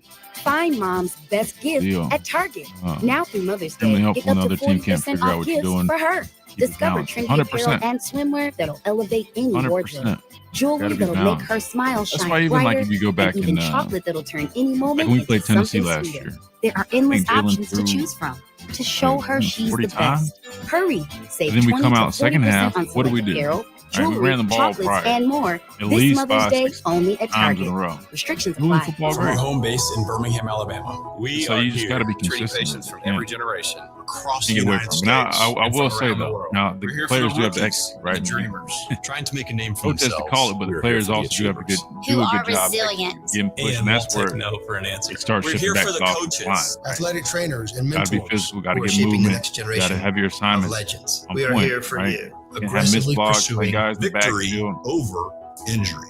Learn more at andrewsportsmedicine.com. Are you receiving That's why I hate unemployment? Your benefits could be at when you risk. just see Here's how you one can person protect being yourself blamed and your for- benefits. Never respond It's to mail just- it's never notifying like you that. of a false claim in your Never. name. Never Even on answer a a play text that you're message like, asking oh, you God to dropped verify him. your Yeah, account. I And mean, only majority respond of to it, I'm official telling you, Alabama I could Department of probably Labor look social fake media and find- pages. Report fraud at find a whole nother labor.alabama.gov/fraud. reason Brought to you by the Alabama didn't Department have of Labor, success, even ABA, when and the it's station. The Alabama Department of Labor looks is as an equal simple as, opportunity oh, he employer just dropped program. the ball. Auxiliary aids and services available Go back upon to the request to protection. Let's individuals go with back to the disabilities. timing. Dial 711 for TTY Wrong accessibility. Hey, it's You know what I Christian mean? Miller, Like, it's and I want to just tell you little about our things great like that, friends but over at that's what Brian makes- Harding that's what Construction. makes football Located fun. in the heart of Tuscaloosa, Brian Harding Construction is woman-owned and strong as steel. A specialty manufacturing firm with expertise in That's what structural makes steel football fabrication, fun. ASME code piping and vessels, CNC machine Exactly. work, welding, That laser too cutting, helps you pipe control the fitting, clock. industrial maintenance, and crane rentals. With a proven track record of over 30-plus years of experience, no one is better 100%. fit for the job. Yeah, For me an and my dad evaluation, always say, contact man, Brian Harding spot on. Construction today at Tight ends, quarterbacks, 205-752-9611. Again, that's quick Brian drag Harding routes, things Construction like at that. 205-752-9611. Simple patterns, but things that can really Tide 100.9 Tuscaloosa weather. And then Mostly they cloudy. We'll have a mismatch. chance of Like, you get scattered Travis showers Kelce. through tonight.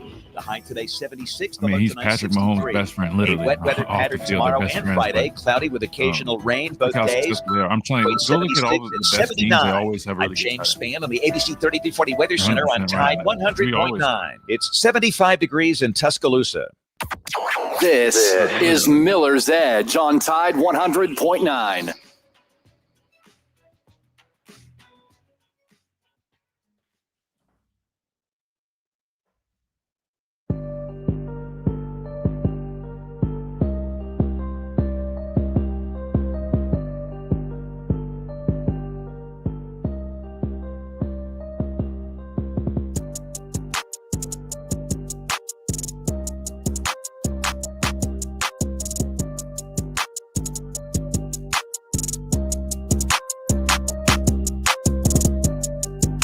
And welcome back into Miller's Edge, Tide 100.9, 1230 WTBC, presented by the Good Feet Store, America's Art Sport Experts. But let me remind you about our friends over at R&R Cigars. If you guys are in the market for some premium cigars, the best humidor in the Southeast, make sure you guys check out R&R Cigars. Again, 20% off of any cigar order with the purchase of any 20-count box. You got to check out the mansion. You guys can see it if you're over on YouTube right here.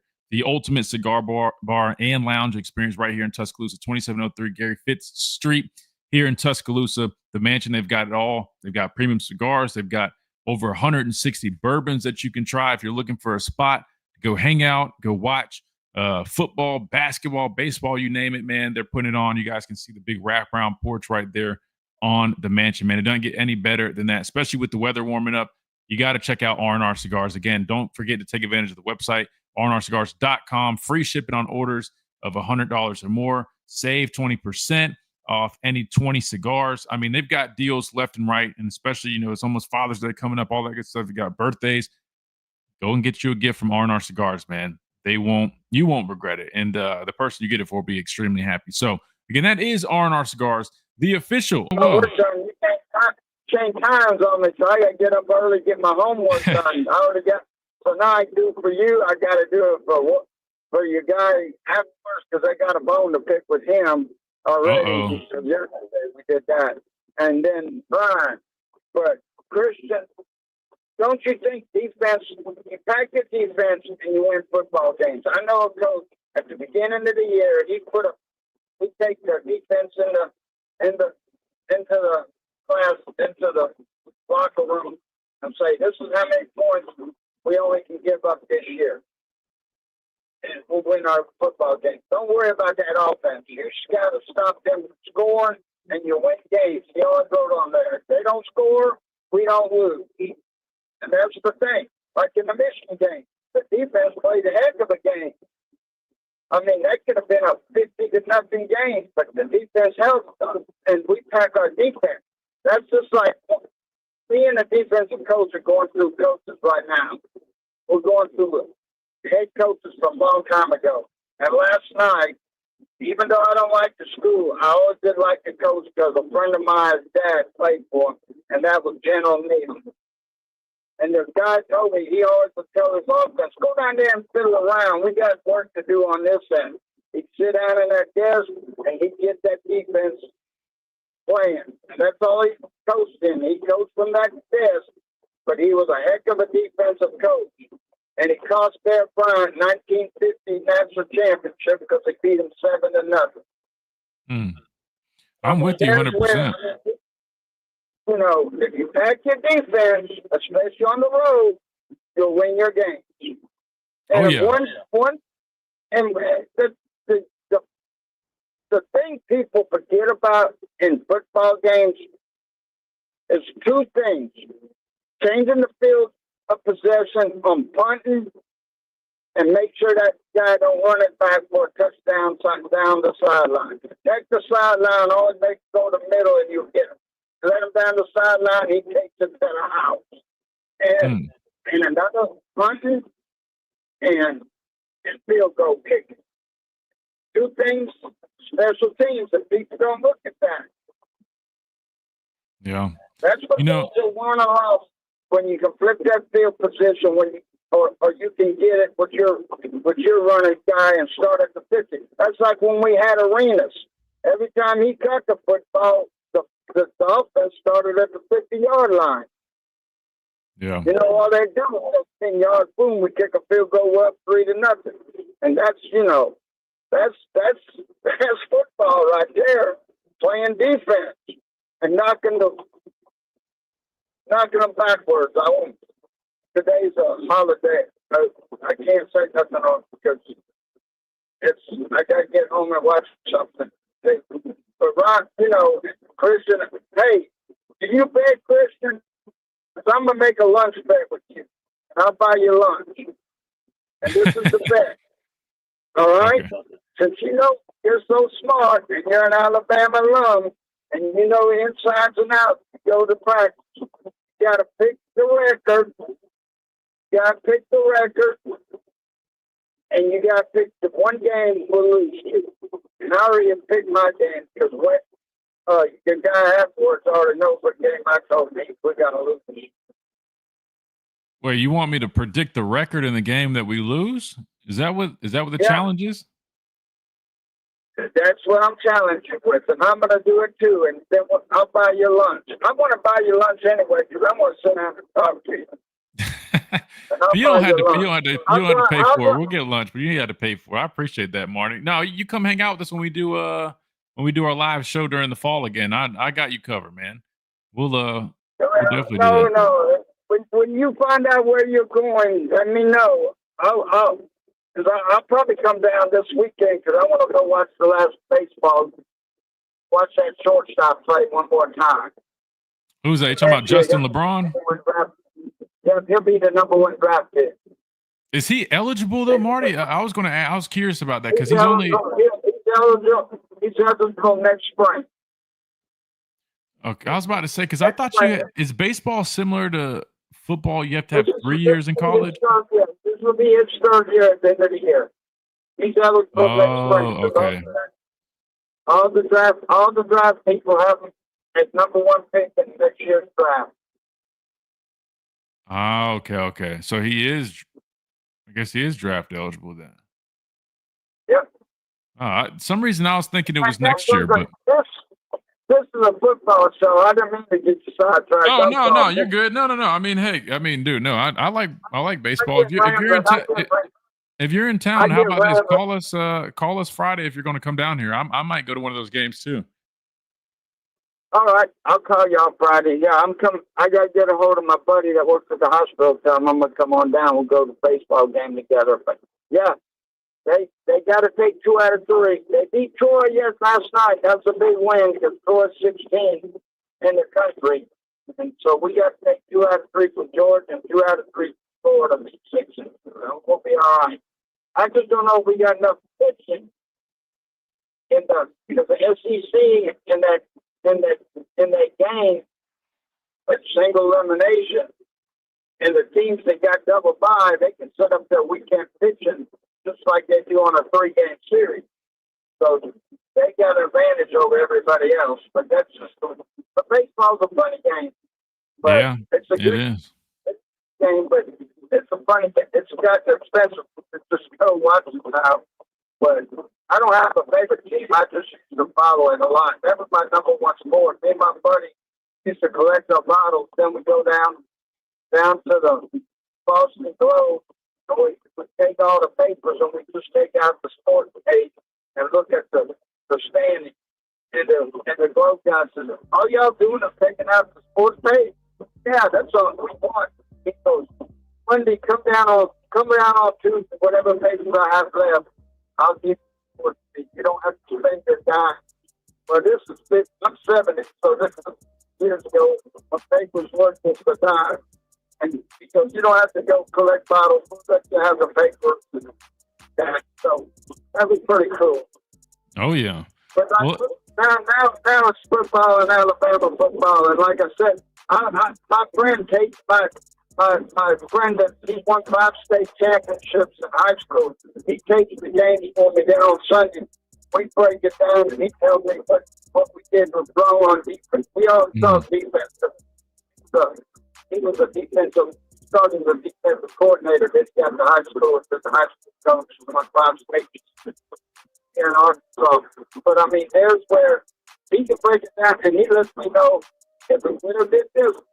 He always tells me on offense, if everyone does his job on every play, you can take it to the house. But every man's got to do his job. 100%. Yeah, we're gonna hit this timeout real quick, Marty. But when we come back, I'll respond to that because you're 100% right about defense, but especially special teams. I had some thoughts on that. Plus, we got Mike from New York coming up. But Marty, we appreciate you, and just call us. You can call us tomorrow too, but Friday for sure. If you come down here, man, I might be at one of those baseball games too. Good deal. All right, we got to hit a timeout when we come back. We're going to Mike from New York right here. Tide 100.9, 1230 WTBC.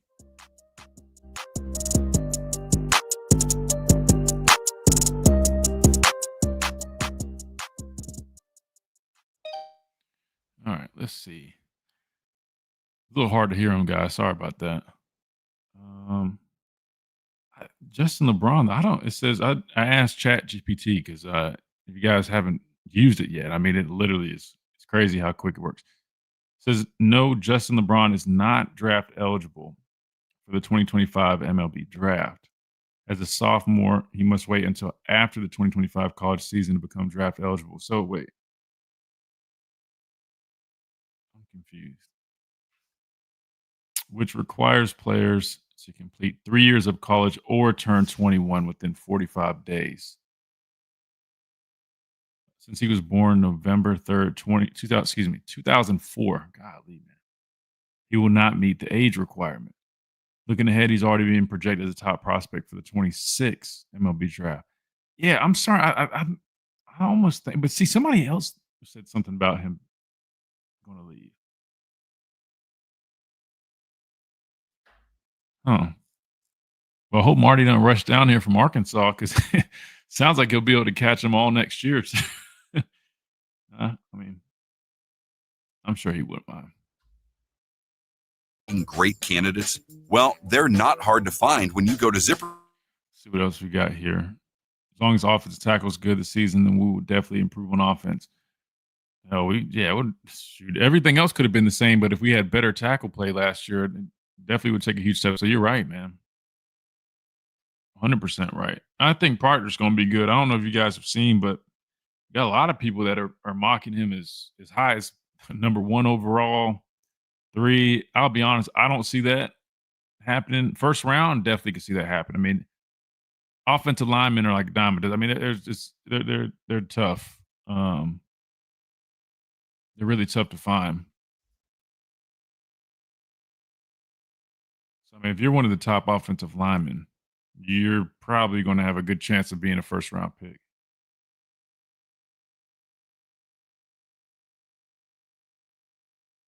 So, I mean, I definitely think first-rounder. Oh, wait. I definitely mixed that up. They're not a dime a dozen. I'm sorry. Just thought about that.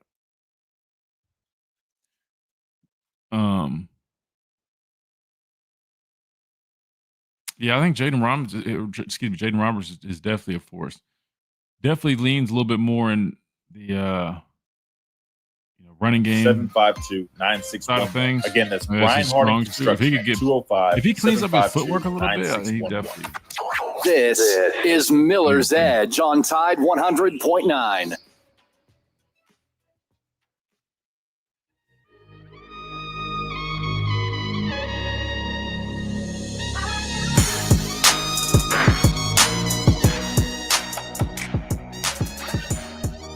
And we're back right here at Tide 100.9, 1230 WTBC and YouTube as well. The Miller's Edge live on YouTube, live on Tide, all that good stuff.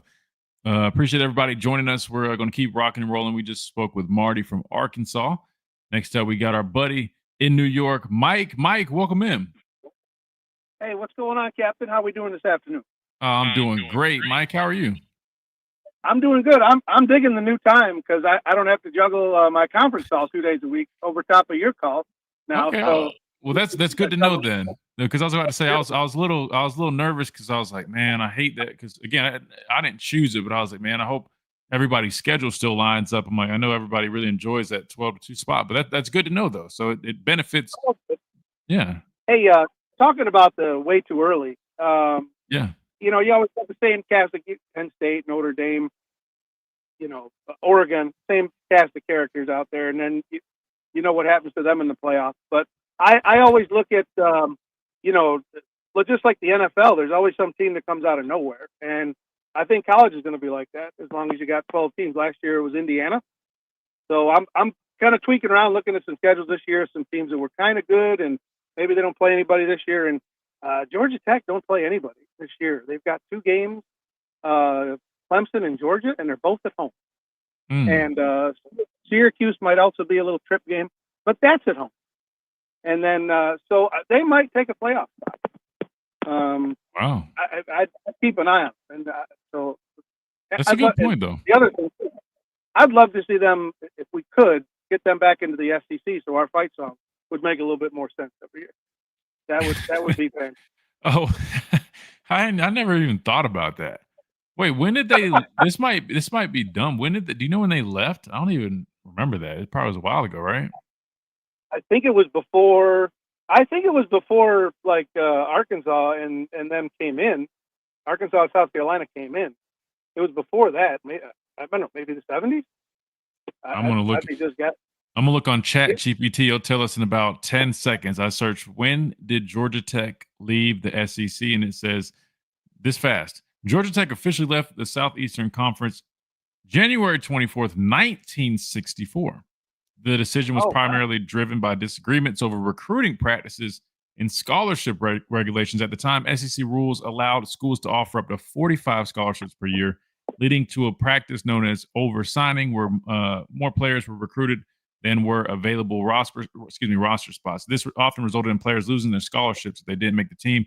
Georgia Tech's head coach and athletic director, Bobby Dodd, opposed this approach, advocating for a more ethical treatment of student athletes. When the SEC voted to maintain these practices, Dodd led Georgia Tech to withdraw from the conference. I just learned that. Never knew that. So 1964. How about that? Yeah. Yeah. That's interesting. I know a team. I think if we took a vote, I know unanimously what team we could throw out to replace them.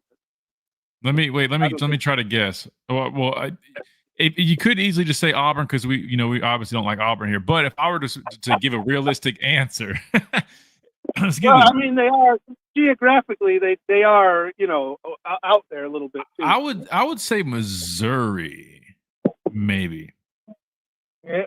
Maybe. Yeah, they're kind of only because it's just kind of. I respect the program. I mean, they've done a really good job the last few years. I'm just thinking location wise, the look of it. I don't know. No hate towards Missouri though. And as for our outlook last year, I think you got to be optimistic. But I mean, I guess as a fan looking at it, and I guess I want to get a player's perspective on this. I look at next year and it's like, okay, all the tough teams we got on the schedule, we beat them last year. And then the teams that, we should beat, that were better on paper in, we didn't last year, but we should this year, and we got them at home anyway.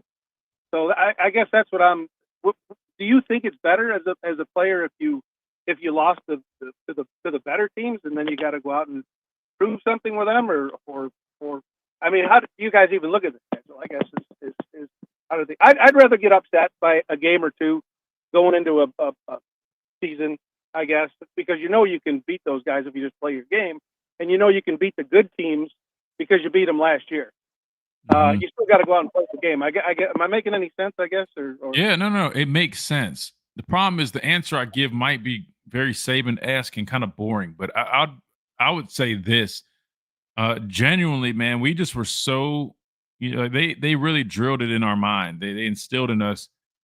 Each year is a new year, right? It didn't matter what happened last year. It didn't matter if we went undefeated. It didn't matter if we went 0-12, which clearly that never happened. But you get my point. I mean, they wanted us to just treat everything as new. Hell, even when we got to the playoffs, we literally scrapped the regular season. We used to say that it's the whole. We called it a new season. When we'd reach the 14 playoff, we would say everything that we've done to this point means nothing. Because now it's the 14 playoff. All that matters is the game in front of us. If you don't win that game, we're going to Cancun. Not literally, but you get my point. So that's how we treated it.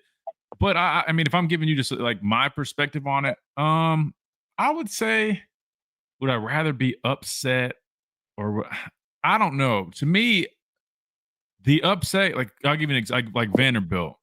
That wouldn't sit well with me because that's just something we don't let happen. And to me, that's something that sticks with you for I mean, when you leave the program, you come back. I mean, you're kind of known for, hey, man, you guys lost. It's kind of, I hate to say it, but it's a little bit of an embarrassing one, even though they weren't a bad team last year. It's just because of the program and the name.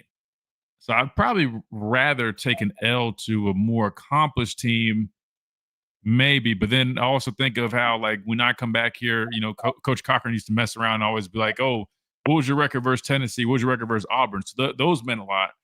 Never was a fan of dropping those games. Now I can proudly say I never lost to Tennessee. Did lose to Auburn, however, once. But I've lost to Clemson twice in national championship games, and that still just leaves a whole stain on my career, I feel like, because I'm from the state of South Carolina. But that's a really good question, Mike. I'll be honest, it's hard for me to answer. I get both sides of it, though. I'm with you. I don't want to lose at all. But I mean, if I'm in the rearview mirror and looking forward, and then looking forward at the same time, it's like, all right, looking at next year. All right, well, damn, we beat LSU and we beat Georgia, so and we're probably better on paper. I think we're definitely better on paper this year. So if we go out and we can beat those teams, I know we can beat those teams, and then Oklahoma and Vanderbilt, we're better than those guys. I see the logic. I see it. I see the logic. It makes sense. Only thing is, I could play devil's advocate and say I would worry that because you beat some of those good teams, the guys returning, you have to make sure they understand, hey, man, we beat them last year, but this is this year. And I think that's why our coaches always did a good job of instilling that in us, because you never want to go into a game sleepwalk. You never want to go into a game overestimating or underestimating, anybody.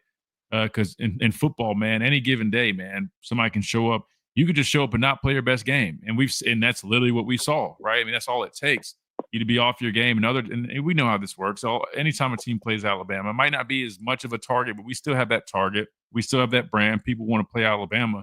They want to beat Alabama.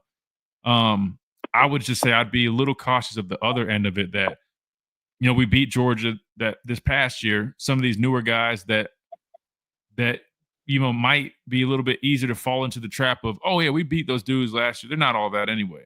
I would be a little nervous and cautious about that approach creeping in because you're going on the road and facing Georgia.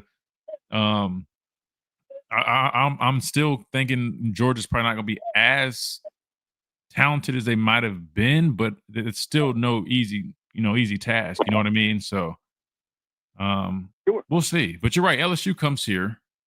South Carolina, that game, I'm circling that game. Honestly. Yeah,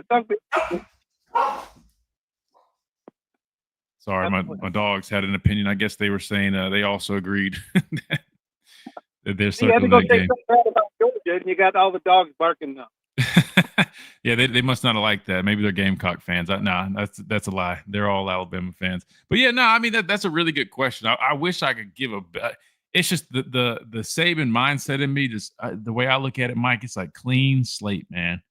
Clean slate, and because a lot of guys just don't know how to go about. You got some guys that can take it like that, like, oh yeah, we beat those guys, but we still know this year, whatever. But there's a lot of guys that will fall into that mindset of just, oh yeah, no, we handled them last year. You got to be careful with that.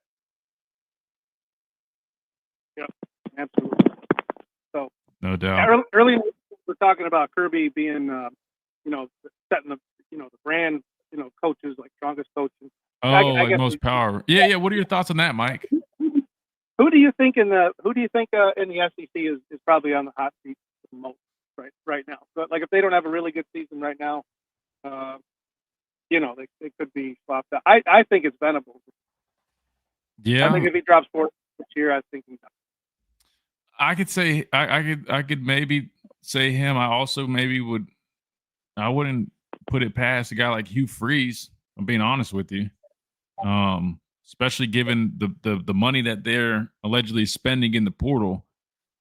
I mean, just imagine, say they have a bad year after going to get a quarterback. I mean, not saying Jackson Arnold's, the best quarterback there, but, you put a lot of money into him. You go get that receiver from Georgia Tech. Speaking of Georgia Tech, there's a lot of high expectations for this offense.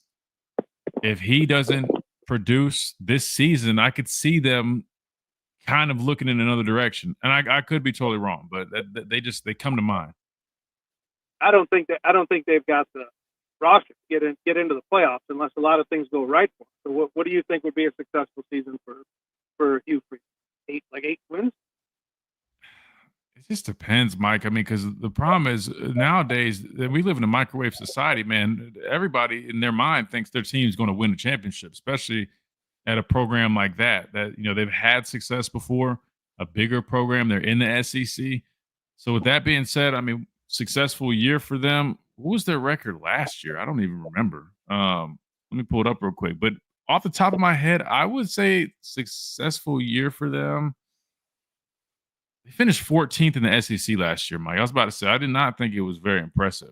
I would say definitely needs to be better than that, but I don't know. They were 5-7 last year, 2-6 in the SEC.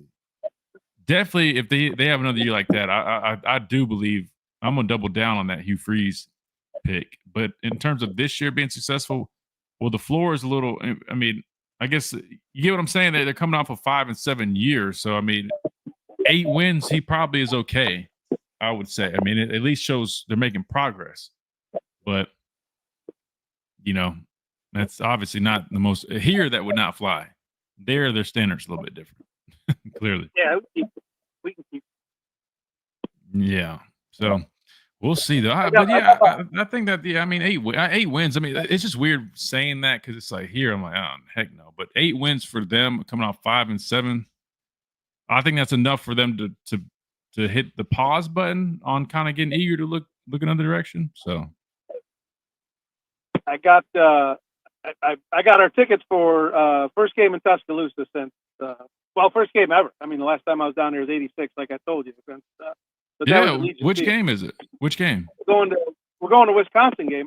Man, I'll tell you what. You want to talk about supply and demand? Go look up ticket prices for games between like Tennessee, LSU, And then like Wisconsin, Eastern Illinois, I could get into Eastern Illinois for $94 and sit in the fifth row. But if I want to do that against LSU, it's $600. Goodness gracious, so, man! I mean, that's what people pay it. I mean, you can't get mad at people for charging those prices. It's just like, you get mad at Disney because they're charging $150 to get in when people line up and do it. I mean, yeah, I hate that because then on top of that, I mean, the whole NIL thing is also, yep. it's hitting the fans' pockets. But you're right. The problem is people still pay it, so why would they lower it? But well, I'm glad you got those tickets. So like I told you, man, I'll definitely set something up so I can give you a little tour, man. I know it's gonna mean a lot to you not being able to get down here in such a long time. So I got a quick thing though. Now the game's September 13th, and I'm flying out of New York. I haven't got plane tickets yet, but we usually fly out so that we have Friday to do whatever, and then Saturday football. Mm-hmm. That means we fly out on September 11th, and I ain't jinxing the team doing that. So we may fly out really well. All right. So, well, yeah, we'll just keep me updated with that. I know we got plenty of time, but like I said, man, I'm keeping my word to it. I'm gonna definitely show you a little tour, and hopefully I can still get you around a little complex for a quick little tour, so you can see all that cool stuff while you're in town, man. Yeah, that'd be fun. Look forward to it. Look forward to the game. Yeah. Absolutely. Cornelius Bennett and Derek Thomas were on the field at the same time. Last time I saw a game at home. Dang. I don't know how the hell Southern Miss scored 16 points against those guys. They did. I don't know. Now that you say that was probably one heck of a defense. Talking about two dogs, man. Dang.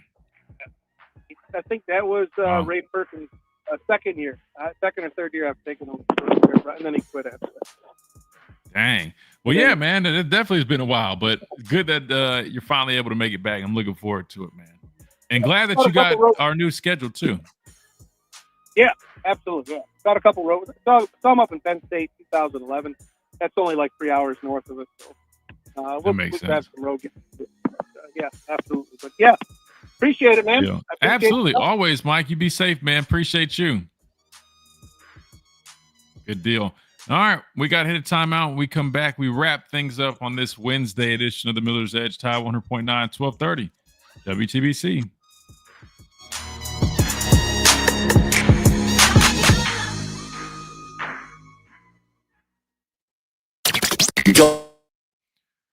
Oh, man.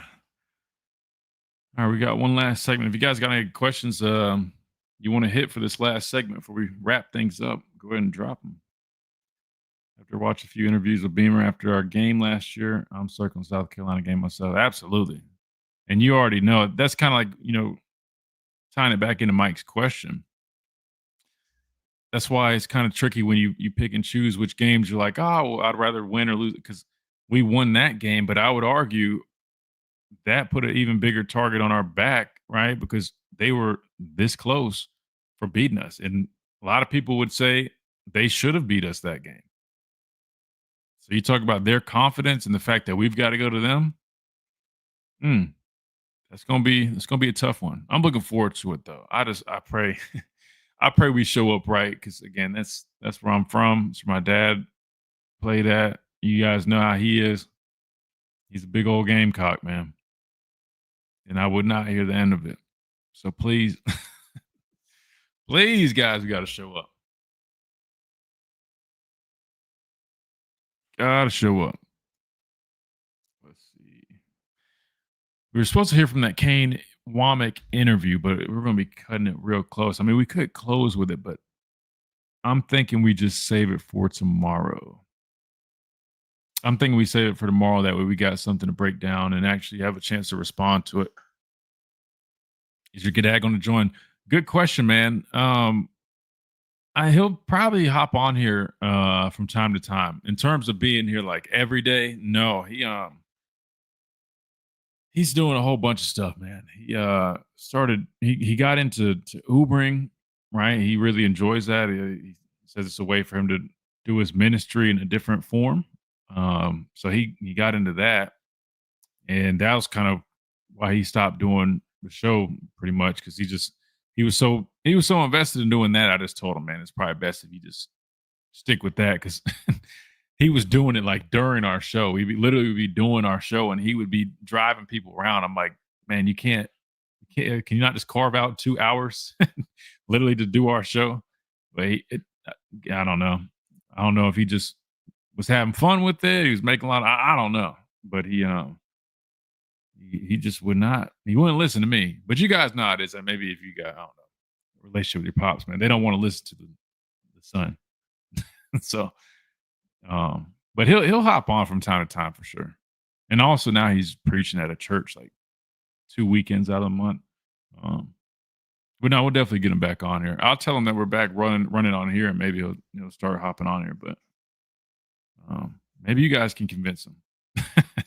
I don't know. He didn't want to listen to me though. Through tonight, the high today 76, the low tonight 63.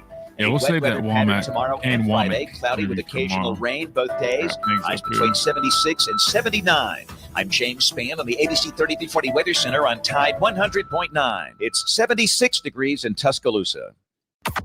This is Miller's Edge on Tide 100.9.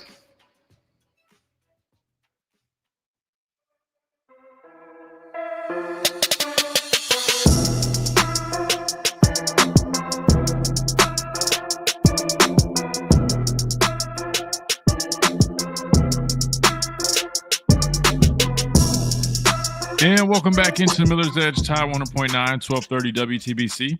Presented by the Good Feet Store, America's arch support experts. We're wrapping things up. Just got a few short minutes left.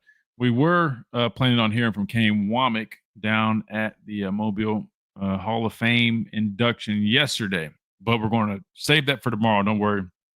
We're going to listen to that tomorrow, break that down because he offered some good comments on the defense, post-spring, labeled a couple guys as basically standouts, something like that. So we'll discuss that here on the show tomorrow. Again, some other quick little notes. Alabama softball did, in fact, beat Auburn yesterday. So they do play South Carolina, who they played last week, and I think it was today in this next round. So if you guys want to check that out, game will be 35 minutes after the Florida Ole Miss game, which is set for a 4 p.m. Central start time.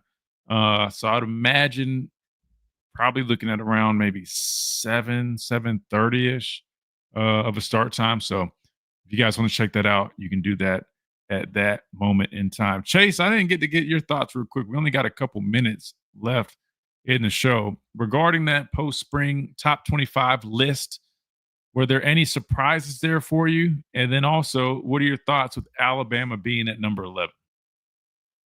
I'm pretty shocked with the rankings, looking through 1 through 10, and then Alabama on the outskirts of the rankings. I understand they're not the same team they were last year, but I would argue they have a better roster than they did last year and better coaching staff, honestly. And some of the stuff JD was pointing out, some of it I agree with. Some of it I'm kind of like how Scott, not as fiery as he was early in the show, but I'm kind of like I don't really agree with that. The one team I'm scratching my head about, and you said it too, great points, by the way, Georgia. I think Georgia is not going to be in the top 10 by the end of the season. They've lost a lot. They're rebuilding. I don't see much in their starting quarterback, Gunnar Stockton. That's his name. He was really fishy against Texas. He has the grit. You know, he's really like a power back kind of quarterback, but you need accuracy. You need passing ability. I feel like Gunnar at times just didn't really show that. He just got bailed out by a great defense time to time. But another team that I was like, wow, okay, Clemson. Like we kind of looked at, excuse me, I had a lost train of thought. We looked at the mock draft and how many Clemson players were on the first 10, first 20 picks. Hopefully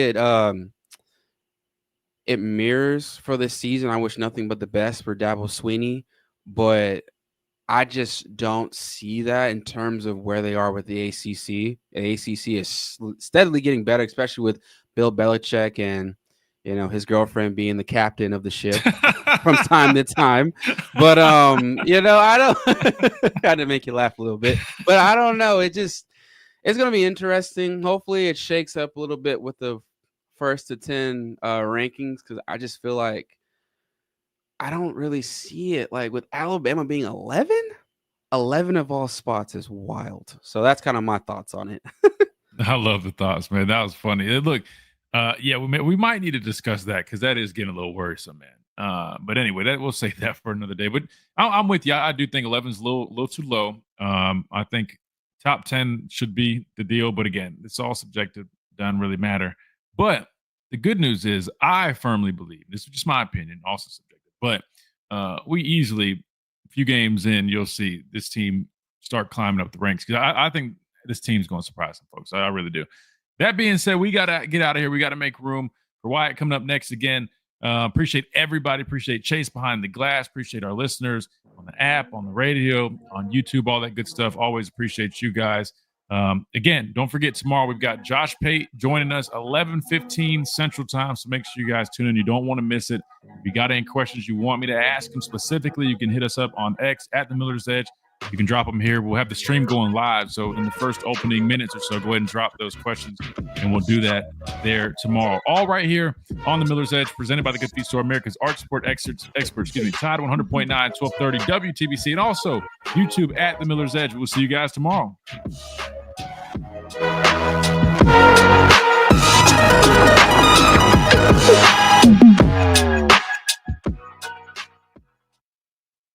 You've been listening to the Miller's Edge, tackling sports daily.